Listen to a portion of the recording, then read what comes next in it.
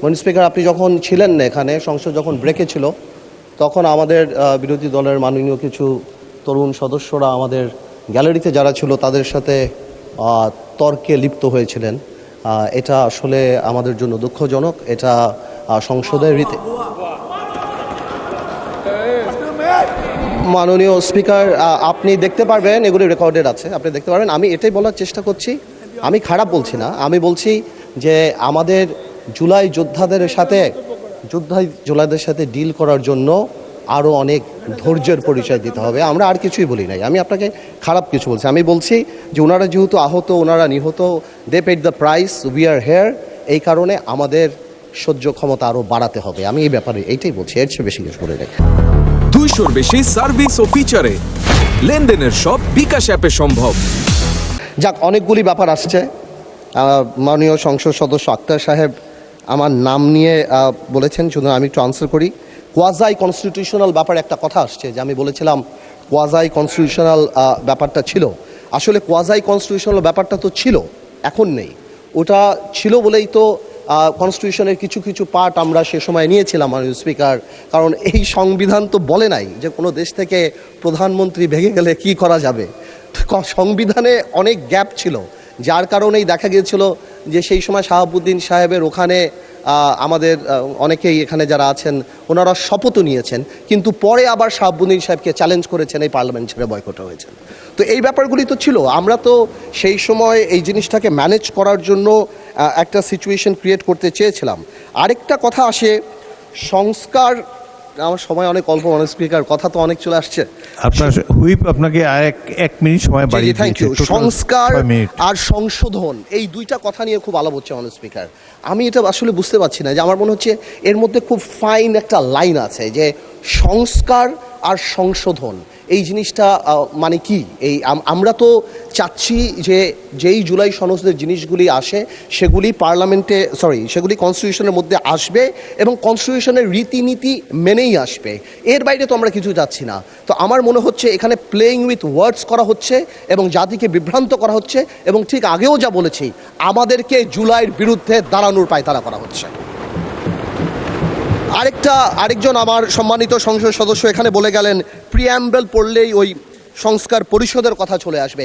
আমি মনে করি যে এখানে আমাদের সম্মানিত আইনমন্ত্রী সাহেবের সেই বক্তব্যের পরে এবং বিশেষ করে স্বরাষ্ট্রমন্ত্রী সাহেবের সেই ইলাবোরেট এক্সপ্লেনেশনের পরে কেউ যদি বোঝে, তাহলে আর এই অর্ডার নিয়ে কেউ কোনো কথা বলবে না। This is void ab initio, এটা থাকে না। এবং বারবার যে জনগণকে বোঝানোর চেষ্টা করা হচ্ছে যে এটা মানি না, এই কারণে আমরা গণভোট মানি না, ইট ইজ আনট্রু। আমরা গণভোট মানি বিকজ আমরা জনগণের ক্ষমতায়নে বিশ্বাস করি, আমরা গণভোট মানি, আর এই কারণেই আমরা হ্যাঁ ভোট দিয়েছি এবং আমাদের সংসদ নেতাও হ্যাঁ ভোটের পক্ষে কথা বলেছে। আমরা যদিও এটা বাইরে থেকে আসছে তাও বলি, আসলে মাঝে থেকে একটা গল্প বলি, সময় এক মিনিট বাড়াই দেবে, তাও একটা গল্প বলি, যে শপথের কথা বলছে। এই গল্পটা আসলে বলা ইম্পর্টেন্ট। স্পিকার, একটা আইন ছিল, আইনটা হলো অতিথি পাখি মারিলে 10 বছর কারাদণ্ড।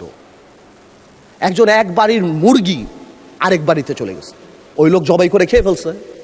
এখন এই লোক মামলা করছে যে এর 10 বছর জেল হইতে হবে, কারণ মুরগিও পাখি আর অন্যের বাড়ি অতিথি।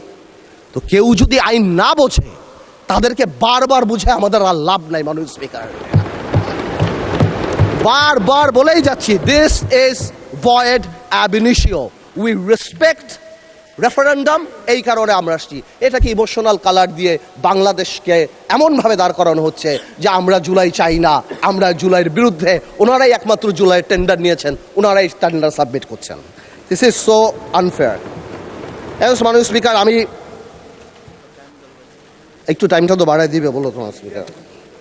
আরেকটা কথা, 1 মিনিট আপনার শেষ হয়ে গেলে আরেক মিনিট বলতে পারবেন। Thank you. জুলাই জাতীয় সনদের 2025 ভবিষ্যতের পথরেখা, আমি আগেও যা বলছি এখনও তা বলছি। আমি আগেও বলি না, এখন সবসময় বলি যে যেই সংবিধান জনগণের কথা বলে না, জনগণ সেই সংবিধান ছুঁড়ে ফেলে দেবে। বাট যেটা আমরা সংশোধন করতে পারি, যেটা আমরা ঠিক করতে পারি সংবিধানের মধ্যে থেকে, আমরা সেটাই করব। আর এই ভবিষ্যতের পথরেখার আরেকটা কথা বলে দিতে চাই মাননীয় স্পিকার, এই পথরেখায় আমরা সবাইকে সাথে নিয়ে চলতে চাই এই পথে, এবং যখন চলতে চাই আমরা গণতন্ত্রকে আপলিফট করে চলতে চাই।